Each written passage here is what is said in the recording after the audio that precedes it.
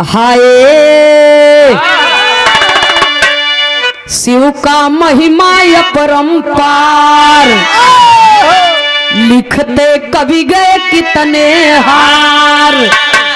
शंकर पार्वती के नगद ला गई बीवा।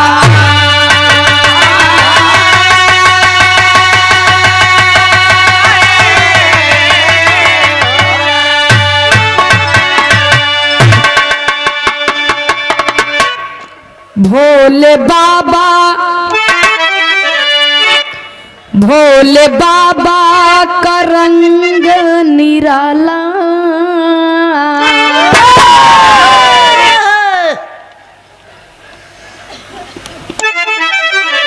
स्वर्गीय दादा राम कैलाश यादव जी के मुखार बिंदुओं से आप लोगों ने सुना होगा, दद्दा की नाही तो न बने, लेकिन परिवार के नाते कुछ न कुछ असर तो रहबे करत।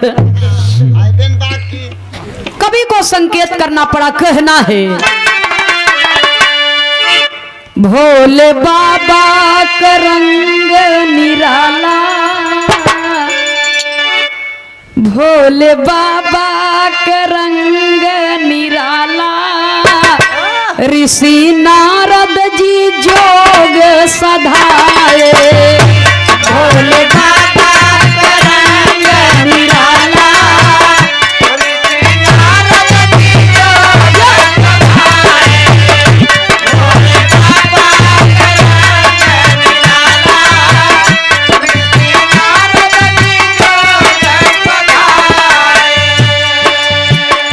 ऋषि नारद ने शिव जी से बोले, ऋषि नारद ने शिव जी से बोले, ब्याह कर लीजिए लगन धराए। ऋषि नारद ने शिव जी से बोले, ब्याह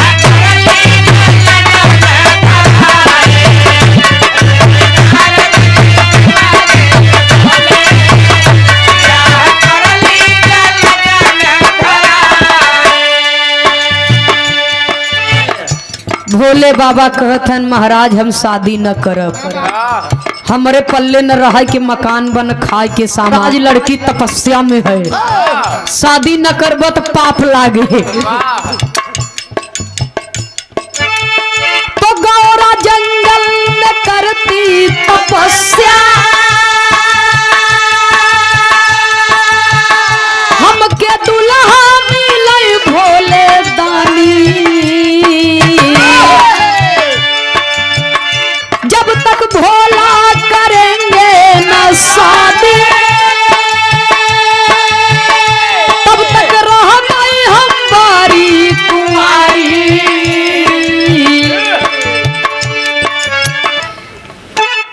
जब तक भोला करेंगे न शादी,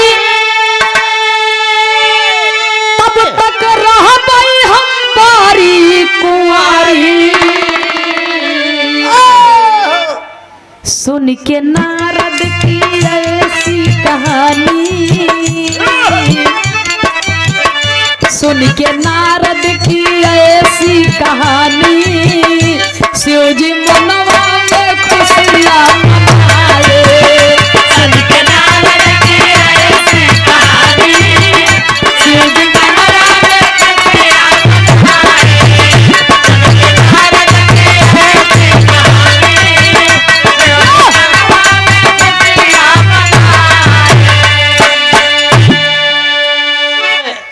भोले बाबा तैयार होत हैं, एक सिंही बरधा पर बैठ के जात हैं। एक सिंही, हाँ एक सिंही बरधा पर। बरधवा विकलांग रहा का एक सिंही का मालूम, तू तो बराते गए है, हम तो उनके बराते में नहीं गए रहे। बराते में गए, दुनिया गवाए चला है भाई सूरदास जी तो बाबा भोलेनाथ के बारात में गए थे, तो हमें का मालूम, हमसे ज्यादा जानकारी तो तोहे होई। जब तोहरे ऊपर सवार हो के गए रहा होई तो घर हाथ पर चल रहा है वही। बाबा भोलेनाथ तैयार होते हैं, तब कवि को लिखना पड़ा। बिरहा शैली में टेरी के भाव में कहना है,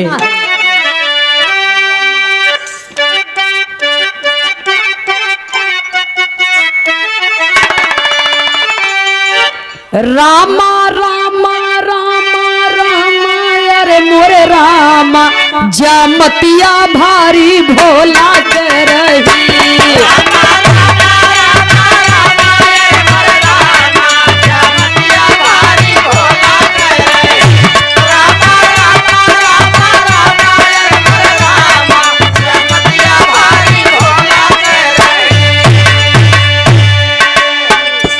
शिवजी चले बिया हम सज गईली बरतिया जमतिया भारी भोला के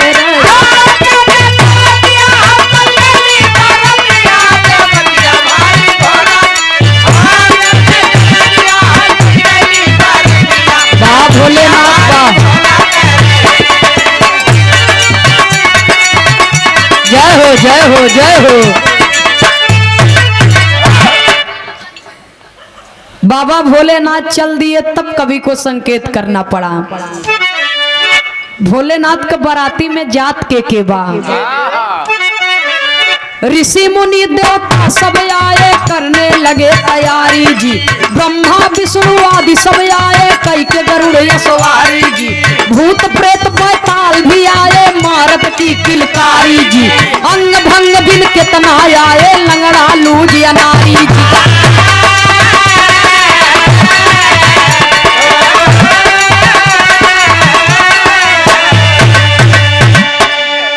मुख बिनहीन नयन बिन अंधा मुख बिनहीन नयन बिन अंधा।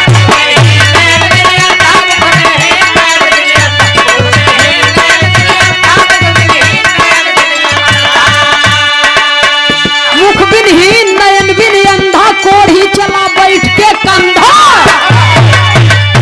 जय जयकार मनावे शिव का लखन सुरतिया जमतिया भारी भोला कर।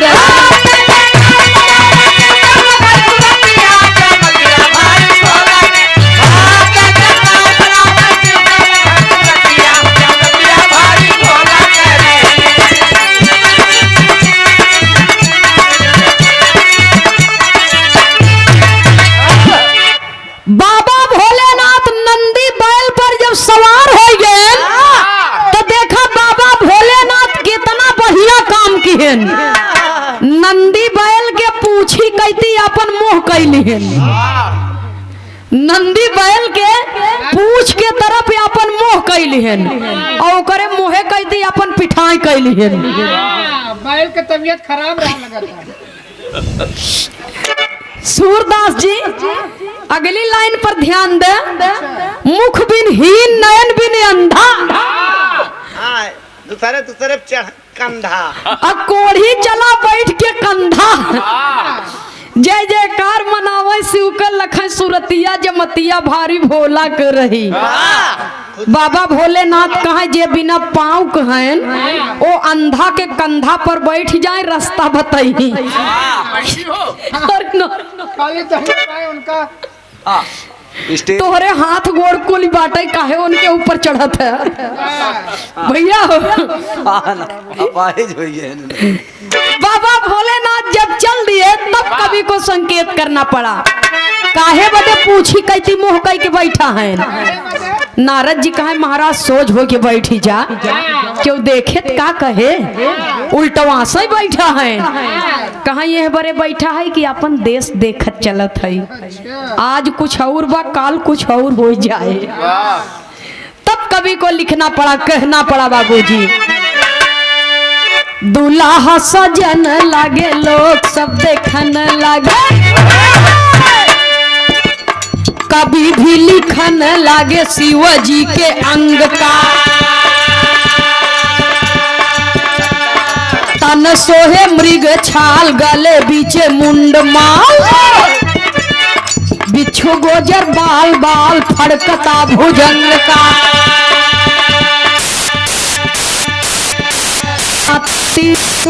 डमरू डिमक रहे माथे सोहे चंद्रमा जटा में बहे गंग का। नशा भरपूर नशा भरपूर करे गाजा धतूर पिए रातों दिन छाना करे गोला बड़ा रातों दिन छाना करे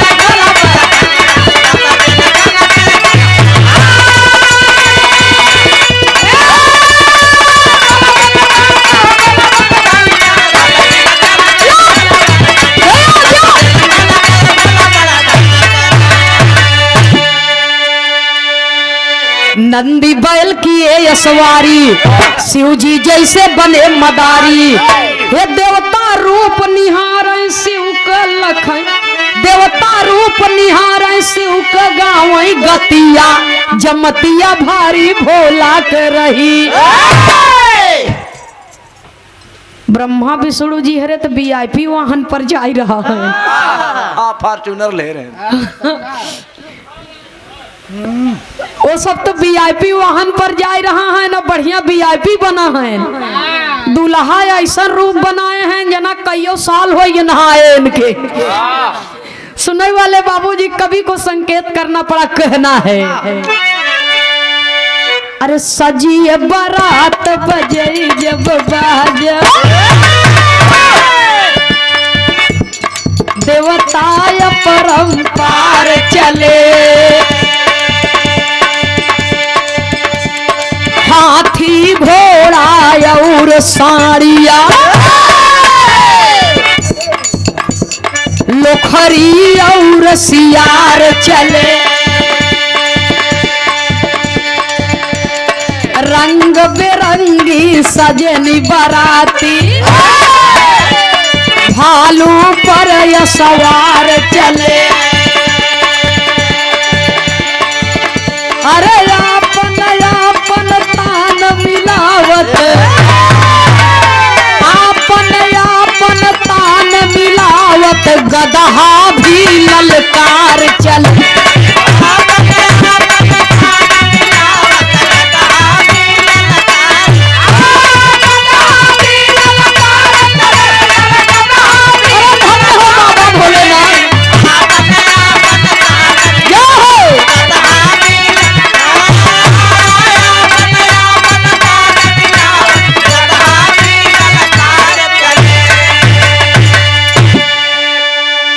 बरात हिमगिर जब नियरानी, घराती करन चले अगवानी।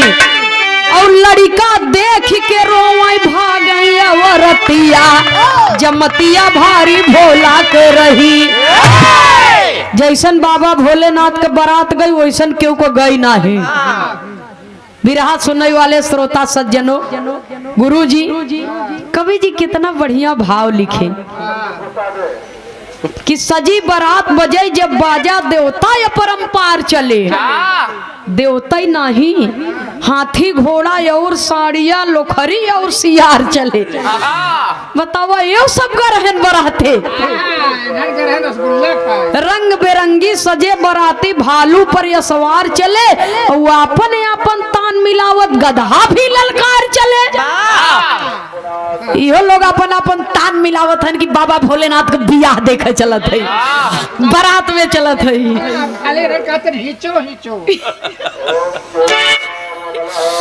भैया तो मौज हो रहा।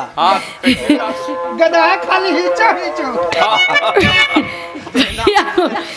तो वो लोग चल दिए जब बियाह में बाबा भोलेनाथ के बारात में। और जब राजा हिमांचल के यहाँ नगरी में बारात नियर आई गई, जब नगर में एकदम पहुंच गई तो बरघराती के लोग अगवानी करने के लिए चले। और जवान जवान औरत रहीन, लड़का जे करे कोछे में रहा, उन्हन कहा अरे बाप रे बाप, ये ऐसा दूल्हा आई गौरा के, मरे बीछी, मरे गोजर, मरे कीड़ा के लपेटे बा। ऐसे हम तो न देख भैया जात है अपने घरे। लड़का डेराई जाई, लड़का डेराई जाई, छर के मर जाई। जौन बुढ़िया रहीन कहा बिना बारात देखे, बिना दूल्हा देखे, बिना बियाह देखे ना जा, चाहे बीछी काटे चाहे कीड़ा। पहले हम निपटा तब गौरा।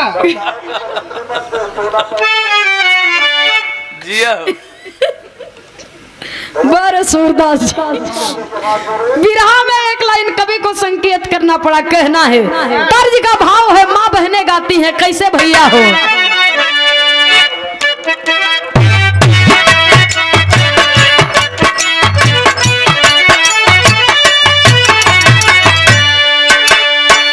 काहो चढ़े भोले बाबा जी आवई हो, काहो चढ़े भोले बाबा जी भगवान हो।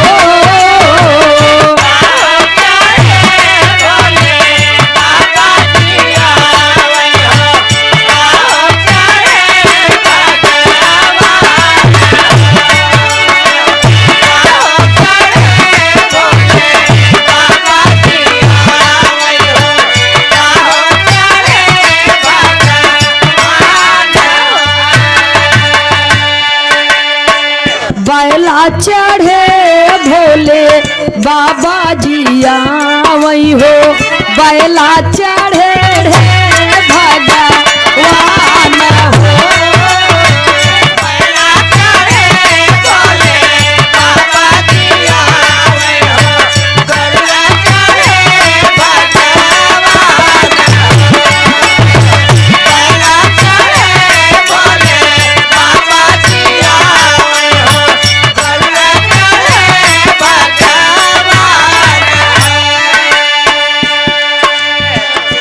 बाजे बाजे मेहरारू कहत हन दुल्हऊ देखत हो कौने रूप के बा। सब के गीत गावत हो।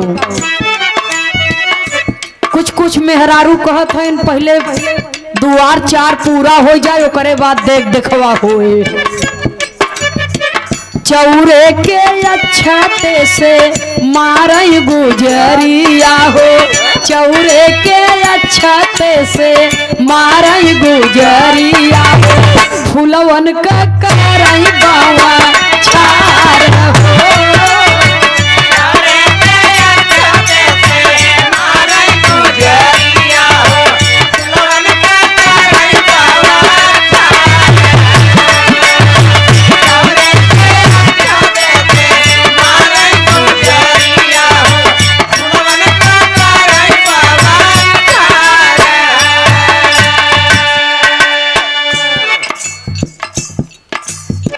जवन और औरत रहिन बाबूजी पार्वती के भौजाई औजाई लागत रहिन गांव देश के। वो कहत हन अरे बाप रे बाप फूल यस राजा हिमांचल के बिटिया एकदम बेकार दुल्हा मिला बा।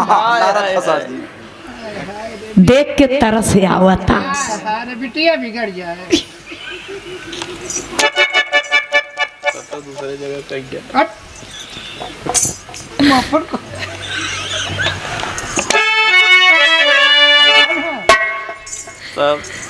तब अगली लाइन में कवि को लिखना पड़ा। अरे सपवई के मुड़ा बांधे मुड़वा दूल्हे रामा। सपवई के मुड़ा बांधे मुड़वा दूल्हे रामा। सपवई के गले बीचे हार हो।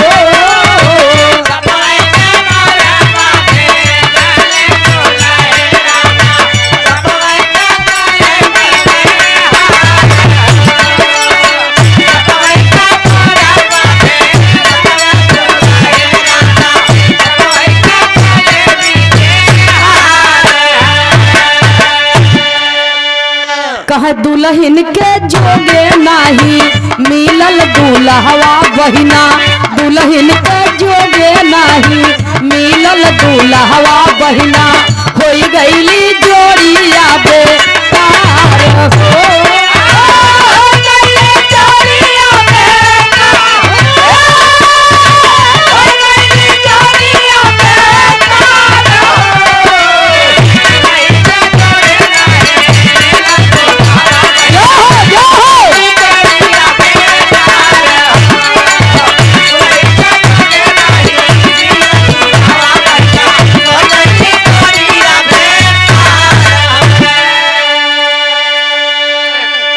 बारात द्वारे से गई जनवास। ओहर मैना सुन भई उदास। सांस न आवई बबुनी फूटी गई किस्मतिया। जमतिया भारी भोला के रही। दमादे के रंग रूप मैना सुनत है जब कहीं अरे बाप रे बाप। हमरे सब चाहत थी कि हमार दमाद सुघर होए सुंदर होए धनवान होए ओकर नाम होए दुनिया में। लेकिन ये ऐसन दुल्हा आई बा कोढ़ी मिला बा माई मैना रोवत है रोई के कहत का है अरे मैना रोई रोई करथी रुदनावा नयनावा से आंसू ढूंढे मैना रोई रोई करथी रुदनावा नयनावा से आंसू ढूंढे मैना रोई रोई करथी रुदनावा नयनावा से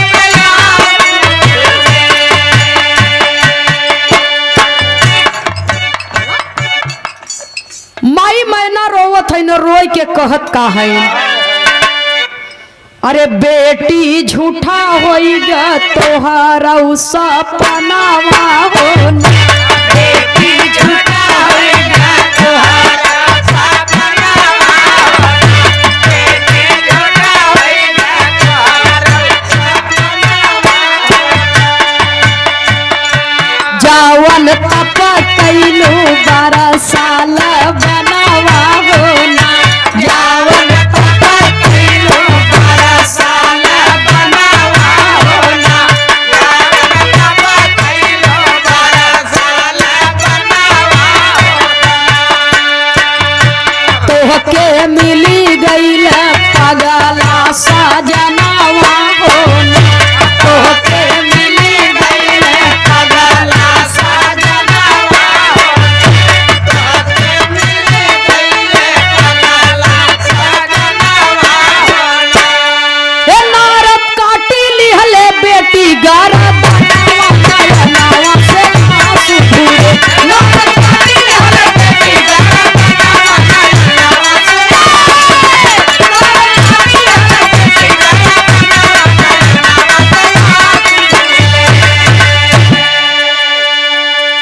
से गौरा कहे सुना मोरी मैया अब जिनकरा पति के बुरैया और हमारे भाग लिखा बौरा हवा के संगतिया जमतिया भारी भोला के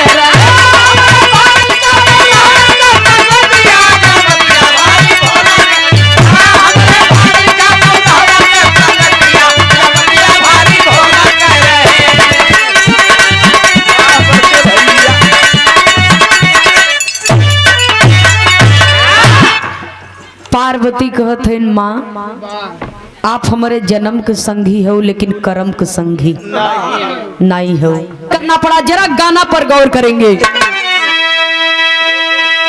देवी पार्वती कह रही है कि माँ आप हमारे जन्म के संगी हो पर कर्म के संगी नहीं हो प्रेम से द्वार चार हुआ जल जल पान हुआ भोजन करे बदे जब बाराती बैठे थे तो गुरुजी गारी आज से नहीं होत बा ये जमाने से होती चली आ रही है बाबा भोलेनाथ के बियाह से जितना ऋषि मुनि गहन एक को छूटत नहीं है कुल में हरारू गरियावत है इन सबके पहले सधुइया गरियावत मतारी बहन लोग गरियावत कैसे है देखा यहाँ पर हमार मतारी बहन लोग भी जुटी है गलती हुई तो क्षमा चाह भी गाना आपे लोगन के है हम तो भी रहिया है हमसे तनी कमे लही कैसे मास्टर साहब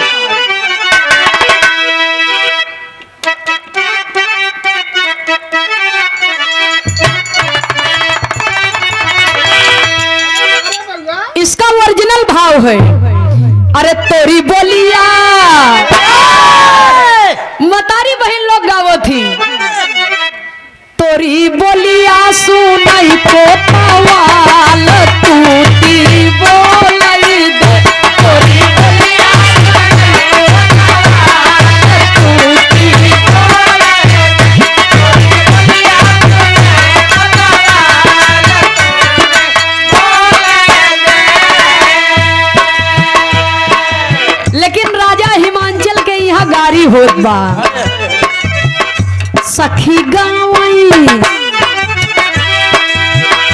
सखी गावई मंगलावा चार बरतिया जिया जिया सखी गावई मंगलावा चार बरतिया जिया जिया अरे धन्य हो बाबा भोलेनाथ चार बरतिया जिया जिया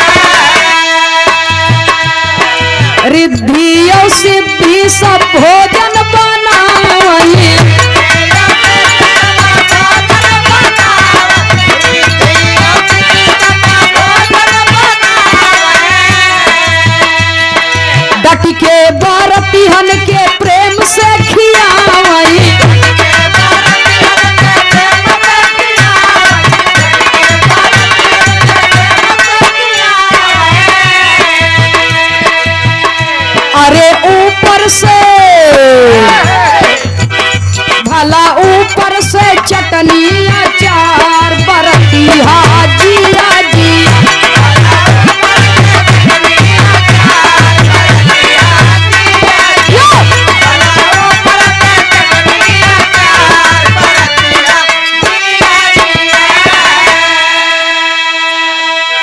बाजे बाजे मेहरारू को है दुल्हो कुछ गरियाई दे। इतना देर से आई है नाटक फाने हैं कब के तो ये नहो के कुछ सुनाई दे। तब मातारी बहन लोग गावत हैं कहाँ दुल्हा कई माई हाई नी बड़ी रसिया।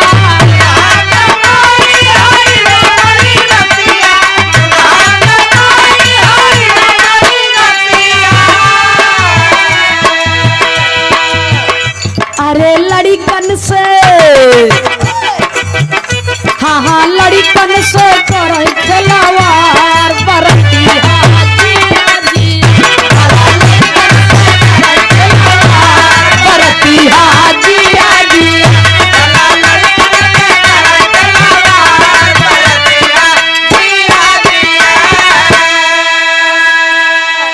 कहे दुल्हा गई चाची बड़ी हुला बुला की।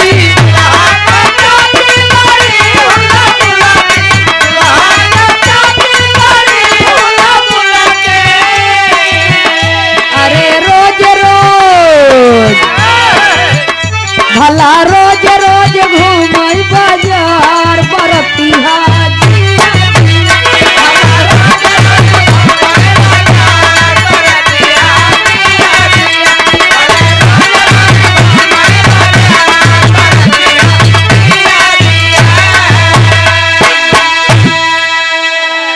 कहीं और जने बैठा हैं। वाह बाबा भोलेनाथ के बियाहे में गारी होता। कहे दुल्हा गई फुआ बड़ी चिलबिली।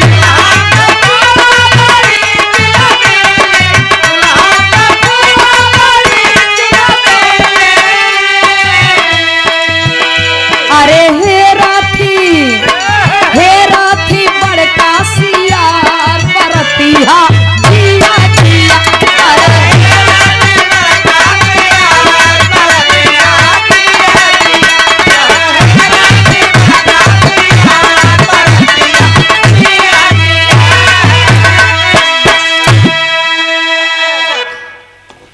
सब लोग बैठा हैं गीत होता गौनई होता दुआर चार हो गए जल जल पान हो गए भोजन हो गए बियाह हो गए। हाँ भोजन भत और सूरदास जी बियाह हो गए खाना हो गए गाना हो गए बियाह हो गए। और जब शादी हो गई बाबूजी तो मड़ाई में सब नेगी जुटा है। नेगी जुटा है सब नेग मांगे बदे तब का होता। अरे मांगे लागे नेगी सब मांगा नवा भोले बाबा हो। अरे मांगे लागे नेगी सब मांगा नवा भोले बाबा हो। और खुशी कई के जाए अपने भवनवा भोले बाबा हो।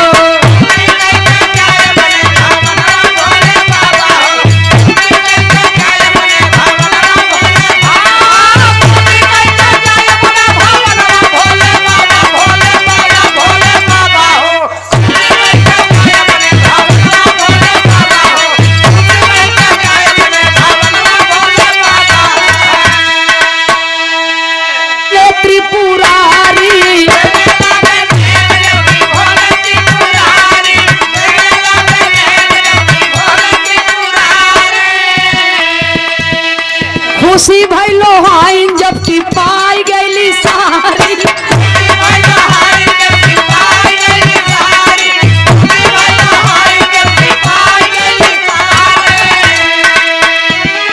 धोबइन पायस हाथे का कंगनवा भोले बाबा हो। धोबइन पायस हाथे का कंगनवा भोले बाबा हो। खुशी करके जाए अपने भवनवा भोले बाबा हो। खुशी करके जाए अपने भवनवा भोले बाबा। खुशी करके जाए अपने भवनवा भोले बाबा भोले बाबा भोले बाबा हो।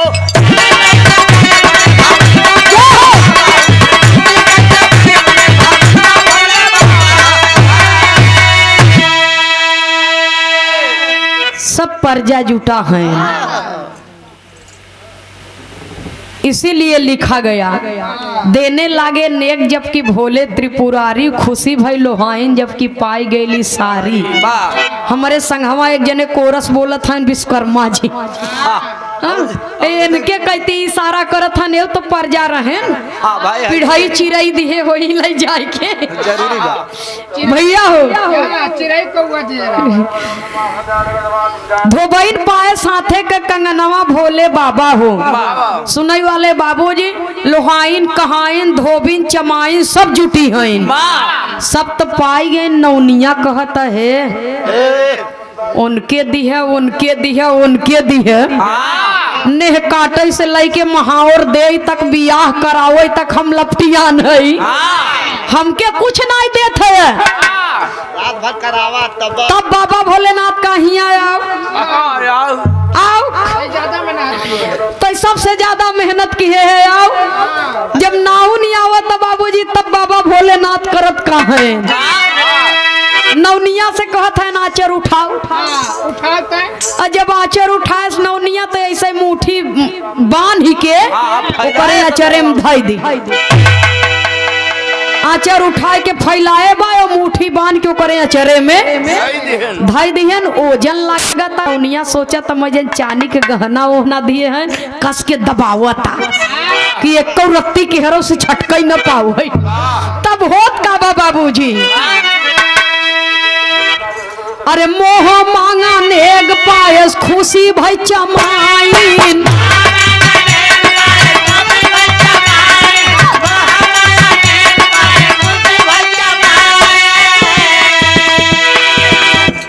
बेचारी नारा ओरा काटे रही, सोईर पोते रही, उहू के हक बनत है हिस्सा बनत है। नौनिया कहता आंगने में जाए ना झगड़ा मचाए।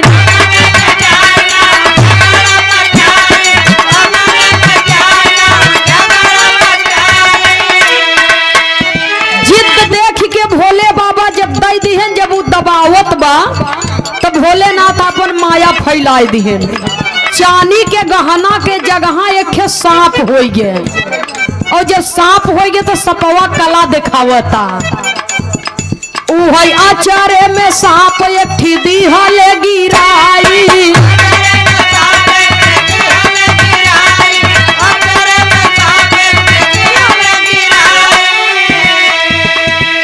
निकर के सांप बगली से बोड़री पर सहराई।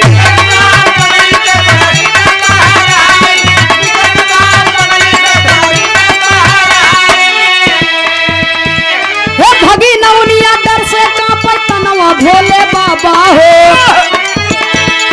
भगी नौनिया डर से कांपे तनवा भोले बाबा हो। खुशी कई के जाय अपने भावनवा भोले बाबा हो।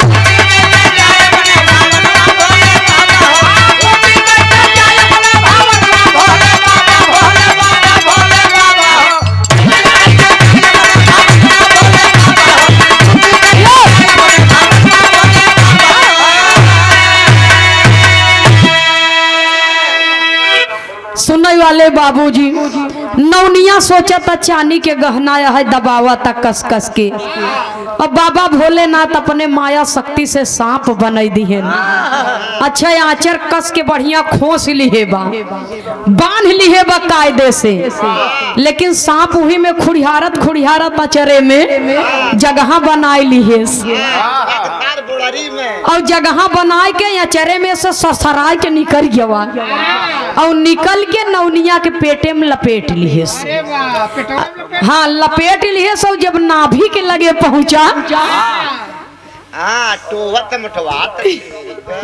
तो जब नाभि के लगे पहुंचा तो नौनिया सोचता कौन गहना है भगवान, वाला गहना दे कैसन डोल टहरता है। हमारे अल्ट्रासाउंड चेक कराता नौनिया सोचता कौन गहना है भगवान, ऐसन गहना तो कभौ न। जब आचर हटावता तो कह अरे बाप रे बाप। तब नौनिया घबरा मारे घबराहट के करत का बा कह अरे राजा महाराजा घरे ऐसा नेग हाय राम का भव नाही पाया।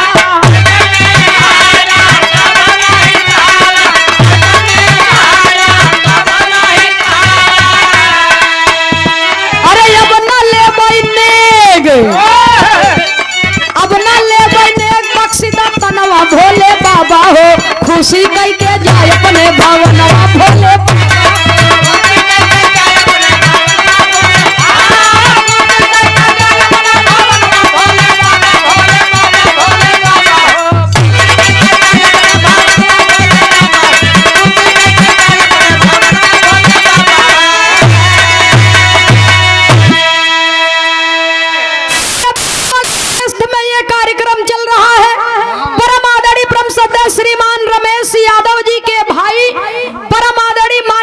हरिकेश यादव जी की ओर से। और माता पिता नाम बहुत चुन करके रखे हैं, बड़े भैया रमेश यादव जी और बड़े भैया दिनेश यादव जी और हरिकेश यादव जी। भगवान के नाम पर सबके बाद नाम सेंटर लगाए यहाँ। ये सादर 501 रुपया दे करके सम्मान किए हरिकेश यादव जी की ओर से। बहुत बहुत सादर नमन आशीर्वाद की कामना है बाबा भोलेनाथ की लीला पर। बहुत बहुत सादर नमन आशीर्वाद की कामना है। जय श्री कृष्ण। सुने वाले बाबूजी कवि को संकेत करना पड़ा। नवनिया बाबा भोलेनाथ के मुंह ताकता हरे ऐसा नेग पाए बा कहता राजा महाराजा घरे शादी करवावा, लेकिन ऐसा नेग हाय राम कबहू न पावा। वह चुनरी साड़ी खोल के फेंक दी है, सब निर्वस्त्र हो के भगी डर के मारे। और जब महल की तरफ भगी बरतिया कहाँ का भाई नवनिया कौन मर्ज पकड़े। अभी तक तो ठीक ठाक रही, एक तबीयत ना सही बका। ये अमहौरी के पाउडर लगा के भागता कहीं एक का हो गए। अब महल के भीतर गई, दूसरे के चुंदरी साड़ी लपेट के वही खिड़की से ताकता, हाथ जोड़ के बाबा भोलेनाथ के कहता कि हे प्रभु हमके ई तोहार नेगोग न चाहे। का कहत बा कहीं ऐसा नेगोग हमें न चाहे। बाबा भोलेनाथ कहीं अच्छा आओ आओ अब जवन तो का चाहे वह देबै। ये तो हम मजाक करते रहे। ससुरारी में आई है केहू के नहीं पावा अभी तक, तोरे न ऊपर निशाना रहा। नाउन जब पहुंचा तो बाबूजी तो बाबा भोलेनाथ कहे अच्छा सही सही बतावत तो है का चाहे। नवनिया कहता अगर देवे हो तो इतना दे दे कि जैसे आपका बियाह कराए है, बिना हमरे आपके शादी नहीं हुई है, ठीक इसी प्रकार से आने वाले कलयुग में शादी बियाह पड़े तो हमन हमारा नाम प्रथम रहा। बाबा भोलेनाथ ने कहा जाओ यो मस्त ऐसा ही होगा। आज भी जब शादी विवाह पड़त है तो चाहे फुवई नवनी के रोल अदा करें, लेकिन करत ही जरूर। काम कुल फुआ करें लेकिन नाम नवनिया के होत है। कहीं ये नवनिया फुआ कहाँ गई तनियो के बोलावत है। नवनिया फुआ जाता तनी पाहुर बाटे आओ। काम चाहे कुल फुआ करें लेकिन नाम नाउन को होत है। बाबा भोलेनाथ आशीर्वाद दिए, तब कवि को संकेत करना पड़ा। भोर में होने लगी विदाई, माता बिटिया के समझाई, शिव के हुकुम बजायू बबुनी दिनवा रतिया, जमतिया भारी भोला के रही। माँ चाहे अब को हो चाहे तब को हो, माँ अपने बेटी को सदैव समझाती है कि ससुराल में दोनों कुल की मर्यादा रखना। बड़े प्रेम पूर्वक से विदाई हुई, कैलाश पर्वत पर आती हैं माता पार्वती बाबा भोलेनाथ की ब्याहता बन करके। धीरे धीरे समय बीत रहा है। जब 2 साल के दिन बीता तब माई पार्वती के गोदी में एक लड़का पैदा भा। तो कैलाश पर्वत पर सोहर होता। कैसे मास्टर साहब कहना है, रानिया जाना मैं लाला नावा गजब निकला गई हो।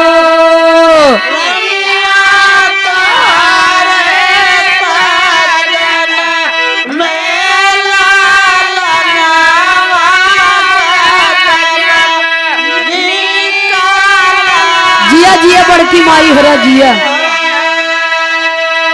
अरे देवता सब फूल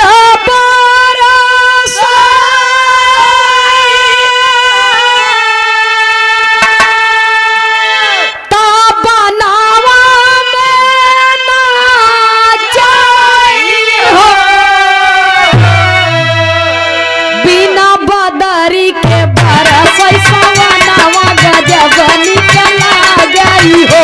बिना बदरी के बरस सवनवा गजब निकला गई हो। बिना बदरी के बरस सवनवा गजब निकला गई हो। अरे मोरे रामा हे मोरे रामा बदरी बिना बारा सही सवनवा हो भवनवा निकला गई हो। मोरे रामा बदरी बिना बारा सही सवनवा हो भवनवा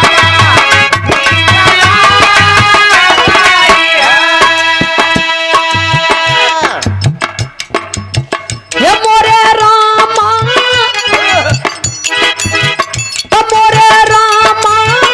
भोले बाबा दाना वालूटा वही पाकी गौरा सुख पावई हो की झूलू वा झूला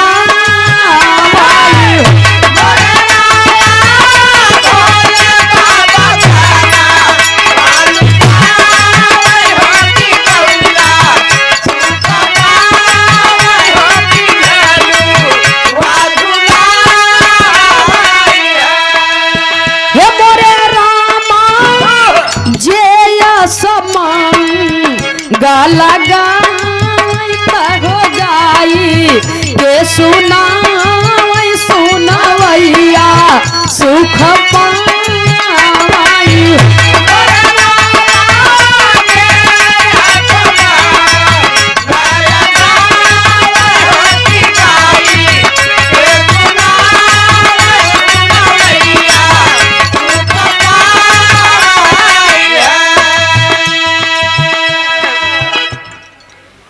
बड़े प्रेम पूर्वक से बाबूजी जीवन यापन करने लगे। अंतिम लाइन में गुरु घराने के परिचय के साथ में कवि को संकेत करना पड़ा।